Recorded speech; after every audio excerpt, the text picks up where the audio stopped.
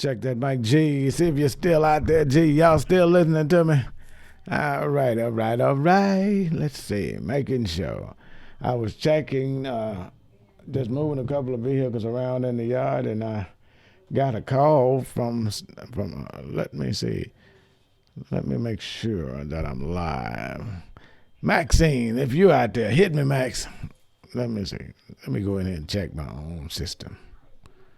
One moment, please. All right, just a minute. Let me double check something, okay?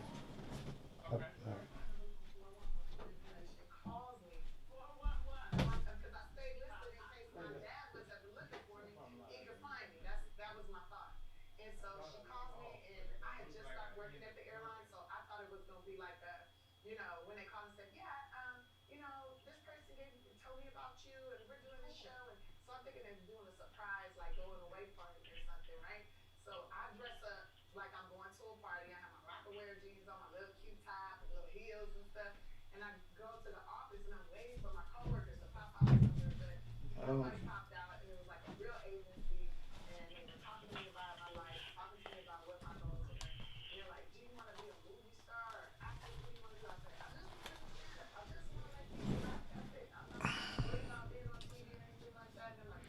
Check that mic, Annie. Are we live yet? Let me see if I. Oh yeah, look like we're still live.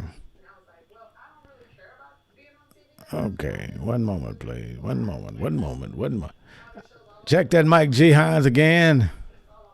You know, I was signing off, and I thought I signed off, and I was still live, and we're live. How about that? I bet y'all thought I went to a long bathroom break, didn't you?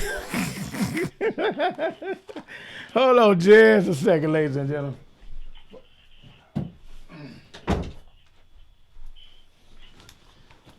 That was a long bathroom break. Yeah. Wow is correct. Ladies and gentlemen, a very pleasant good evening. I do apologize to you. I thought I had signed off of there, and I went out to move a couple of vehicles around in the yard, and I got a call. And I said, I didn't go off. I remember the last song went off. Of course, we were listening to Wendell B. But as you, let me explain something to you, ladies and gentlemen. I have on the phone with me Miss Demetrius Jackson. Miss Jackson, a very pleasant good evening to you, ma'am. Good afternoon. And what we're trying to figure out, so nobody be left out, is where do we vote at? Who votes where? And I don't want nobody to get discouraged. So can you help us out with the precincts? And tell us who you are and what position you hold within Coahoma County. Okay. Good afternoon, listeners. My name is Demetria Jackson. I'm the Coahoma County Circuit Clerk. My office is responsible for all county elections and all federal elections, elections dealing with local races as well as state races in the state of Mississippi and for Coahoma County. Our upcoming county-wide election will be held on Tuesday, November the 3rd. Coahoma County has 18 polling places. I will name all of them. Please do. We have Lula Community Center, which is in Beat 1. We have Coahoma City Hall, Lyon City Hall. So if you live in any of those areas, you go to Lula, Coahoma, or Lyon. And also here at the courthouse is also in Beat 1, Supervisor District 1. That's correction here. Okay. Beat 2, we have Friars Point at the Friars Point Fire Station. We have Farrell at the Farrell Utilities Building. And we have Lee Drive Fire Station. All of those are within the Supervisor District 2 area. Okay. Supervisor District 3 area, we have Jonestown at the Multipurpose Building. We have Dublin, Matson at the Dublin Fire Station. Mm-hmm. We have the Clarksville Civic Auditorium. And we also have Sassy Street Fire Station. So if you live in any of those areas in Supervisor District 3, you go to either one of those polling places. Supervisor District 4, we have Kegels Crossing. Mm-hmm. We have the National Guard Armory. and we have the Justice Court building, which is the old driving license building. Okay. That's here in Clarksville as well. So if you live in any of those areas in Supervisor District 4, you will report to those any of those polling places. In the last Supervisor District, we have District 5. So Arena Law Fire Station, Bobo Fire Station, Old Sunflower School, and our County Expo building. All of those are housed within the Supervisor District 5. Also, if any of you all are unsure about where you need to go on Election Day, please call my office. And your number? 624-3014. Give us your name, and we'll be more than happy to look you up to let you know which polling place you need to report to on Election Day. So that number again is 662? 624 3014. 3014. So, and anybody in your office can help them? I'm sorry. Sir? Anybody in your office can help them? Yeah, anybody in my office can assist any voter that calls and wants to inquire about, where they need to report, which polling place they need to report to on Election Day. And also they can call to, need to find out if their address has changed, if they've moved, so they'll know which polling place they need to report to. Ladies and gentlemen. Kahoma County has 18 polling places, and all of them will be open on Election Day from 7 a.m. to 7 p.m. And once a voter goes to his or her voter precinct, they must show a photo ID. And we have we have about 9 or 10 acceptable forms of ID that is acceptable if you do not have a government-issued driver's license. That's the most commonly photo ID that's used as driver's license. Or you can use a photo ID card issued by a branch, department, or entity of the state of Mississippi. You can use your work badge, as long as it has your photo on it. You can use a passport, a firearms license, any student photo ID issued by any accredited university or college or junior college here in the state of Mississippi or wherever you attend school. Those are student photo ID is acceptable. A U.S. military ID, a tribal photo ID, and any other ID issued by any branch, department, agency, or entity of the United States government. So my wife spoke with you, and you and I spoke briefly on yesterday. Where can, say for instance, if a person wanted to vote early in Mississippi, is there any such thing in Mississippi? Okay, Mississippi does not have early voting. Mississippi has absentee voting. And any person eligible to absentee vote are a person who is 65 years of age or older, disabled, out of the county, out of the country on Election Day, working on Election Day, except for instance if you're a registered nurse and your hours are 7 a.m. to 7 p.m. or 6 a.m. to 7 p.m. Those people, also a student in college, those voters will be eligible to vote by absentee. They can come in the office any day this week, starting tomorrow, and absentee voting ends statewide on Saturday, October the 31st at 5 o'clock. All 82 counties in the state of Mississippi will be open this week and also on Saturday from 8 a.m. to 5 p.m., which is the deadline which is Halloween.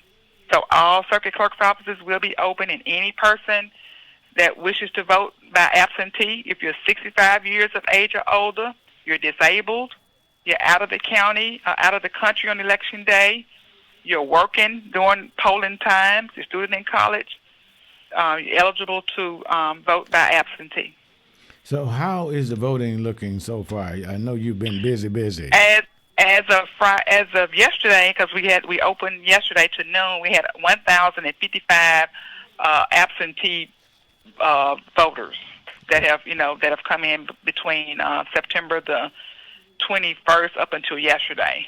Already voted. We've had about 700 to 800 of those absentees that were mailed out, those have returned. Some of those have returned in. So we're still, getting absentees in.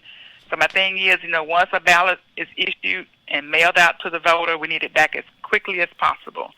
And the deadline for all mail-in absentee ballots will be Monday, November 2nd at 5 o'clock. So how do they get the ballots for absentee again? If you're 65 years of age or older, or you're disabled, and you're not able to physically come in the courthouse in the office to do an in-office ballot, that voter can request that a ballot be mailed to his or her house, wherever they live. And once we get that ballot and application mailed to that voter fills out that information, gets the signature witness, and get it back to us, like I said, no later than Monday, November 2nd at 5 o'clock. Ms. Jackson, now there are a lot of senior citizens, a whole lot of senior citizens that are not able to get out because they are under quarantine. So how do That's correct. And those voters would certainly qualify for a mail-out absentee ballot. So, and they need to call my office in the morning. So 624-3014 and request that a ballot be mailed to them, and they must state that, I'm temporarily disabled, I have health issues that would, affect me coming out in the public, whatever the case. I'm 65 years of age or older. I'd like for a ballot to be mailed to me. They have to state to us why they want that ballot mailed to them. The nursing homes, how is that handled? The nursing homes have been responding very well. Greenbow they've done well. Federation Towers have been responding. Clarksville Nursing Center has been responding. Delta Manor has been, just very, responsive to, calling in and requesting their patients' ballots. So and also Delta Manor. Oh, very good, very good. The most not Delta Manor, Flowers Manor. Flowers Manor. Right. Yes, Flowers Manor. The most important thing is, ladies and gentlemen, if you're standing in line, first of all, call. She's given the number, and I have the number. I'll continuously to give this number to you. It's 662-624-3014. So we don't want you standing in line and being discouraged when you get up there finding that you have the wrong location. So you need to know in advance. Call 662-624-3014. Also, on another point, all polling places will enforce social distancing. So those voters that that are going to the polls and vote, social distancing will be enforced by our poll managers. Most of the polling places, we're trying to fix it where voters will enter in one door, vote, and then exit out another door. Some of our smaller precincts, we can't do that. They have to use the same door, but we're trying to make it, as safe as possible, to protect our voters and our polling workers. So, Ms. Jackson, another question I have. There are some people that don't believe they should wear masks, and so do they have to wear a mask to go into the polling area? Per the Secretary of State's office and also the Attorney General's opinion that was issued, Attorney General's administrative order that was issued a few weeks ago, no polling place can refuse anyone that comes in there in the polling place to vote without a mask. So with that being said, so if somebody comes in to vote, they don't have a mask, of course, mask will be, encouraged by all voters once they enter a polling place, but we cannot turn down a voter because he or she walks in and don't have a mask. The thing is, for the polling manager, is to get that voter in as quick as possible, let them vote, and exit on out. So if a voter... I'm sorry, go ahead. All polling places will be provided masks, gloves, very good, hand sanitizer, stylus pens, face shields, germicide, sanitizer wipes. All of this has been provided to us from FEMA and MEMA. And we have our supplies here for Coahoma County for all 18 polling places. So if a voter comes in the polling place, don't have a mask, they will be offered a mask. And if they don't want a mask, they still have, we can't turn them down. They still have the right to vote. Now, I heard you say something about styling pen. That means that the touch screens, we won't have to physically touch the screen? That's correct. They sent us 10,000 for Coahoma County stylus pen. So the bottom of that pen has a soft cotton material at the bottom of the pen, and it's compatible to our voting machine. They can just touch it with that. So, and the pen says I voted, or I voted today or something, and the voter keeps that pen once they use it. That has been my question. I even spoke that to my wife. I brought that up to her because you will still be touching. So that particular stylus goes with the voter that That's correct. Actually voted. That's correct. Mm-hmm. Very good. You have anything else? So once the voter comes in, the voter will present the polling worker their ID, their driver's license. They'll show the polling manager their ID. The polling manager will look in the poll book and find that person's name and check it off, and then let them sign the book. And then the voter would receive the voter access card, which is like a small credit card to go to the machine. Mm-hmm. And also receive the stylus pen at that time. Now, the voter access card, of course, is touched by a lot of people, and we have a cleaner that the Secretary of State's office has provided to wipe those cards down after each use. So it won't affect the card going back in with the moisture? No, sir. Okay. Because it's a special type of chemical in it that that is supposed to be that protects the card from being wiped out. Wow. That's called high tech. I am so delighted that you got a chance, and you've been burning the candle on both ends and then in the middle too. Ladies and gentlemen, I tell you, we are so proud that we have you, Miss Jackson, Demetria Jackson, ladies and gentlemen. The circuit Thank you so much. And also, the voters need to know that we have 5 election commissioners. The election commissioners are responsible for running, I guess, this county election. Mm-hmm. Also, some of them are on the ballot next week. Week after next, because their position is up again for re-election. So, District 1, we have Joanne Gates. Okay. District 2, we have Andrew Thompson. Mm-hmm. District 3, we have Alma Brown. District 4, we have Roosevelt Noah. And District 5, we have Virginia Birchfield. Those are Coahoma County's 5 district election commissioners. So if anybody have any issues at any of those polling places, they can come, like I said, call our office again and say, hey, who's my commissioner for, Supervisor District 3? I need her number to report, this and the other. Also, the Democratic chairperson is Ray Sykes. Mm-hmm. Ray Sykes will also be working as well on election day to be sure that, everything is running smoothly and efficiently.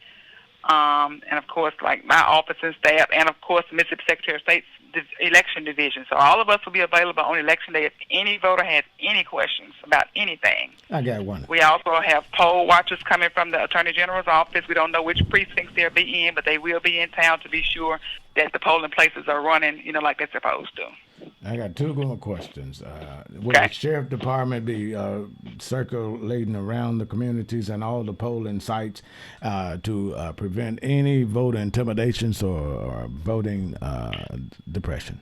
The Sheriff's Department, the only thing that the Sheriff's Department will be doing is assisting our, the time would have changed next Sunday, so it'll be, I guess, darker in the morning at 6 o'clock when polling workers have to report to the polling places. Mm-hmm. So we have a few polling places out in the county, like Sunflower School. Right. And those ladies are afraid to go in by themselves, so they will have a deputy there to, be sure that they're okay once they go in that building. But other than that, no.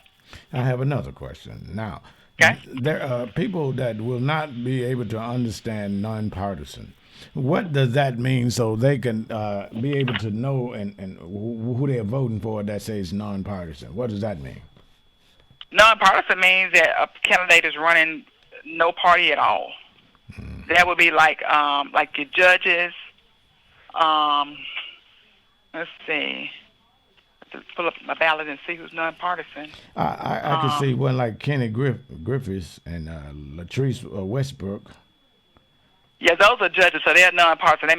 They can't run by a party. They Mm-hmm. just, they're just neutral. They're not biased.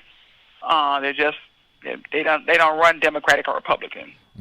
So for those of you who never knew what that meant, I mean, it's just that it's good that we always break these things down in layman Yeah. terms to people that might not have That known. means it's a lack of affiliation with with the party. I mean, they can't run Democratic nor Republican nor Libertarian. conservative or whatever those other parties are. Well, anything else that you could think of that we need to know? Well, like I said, we will be available on election day. And any voter has any questions about where they need to report to vote, they can call our office starting tomorrow, 624-3014, and then and ask, say, hey, where do I vote on election day? All right. That number again is 662-624-3014. Go ahead and say what you were saying. I'm sorry. And also, like I said, the deadline for absentee voting will be Saturday, Halloween, October 31st, and we will be here from 8 o'clock to 5 o'clock, and all circuit clerk's offices across state will be open.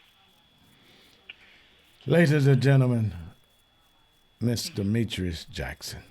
Demetria, I always tell her name, Demetria. Did I get it right? Demetria, yes, sir. All right. Thank you, ma'am. Thanks again for getting back in touch with us, and I apologize for those of you who still had my system up, and thank you so much. I mean, 'cause I went outside like I was off the air, and I was waiting on your call, and I said, Miss Jackson will call in a minute, but I got the thing, you start moving around and doing stuff, yeah.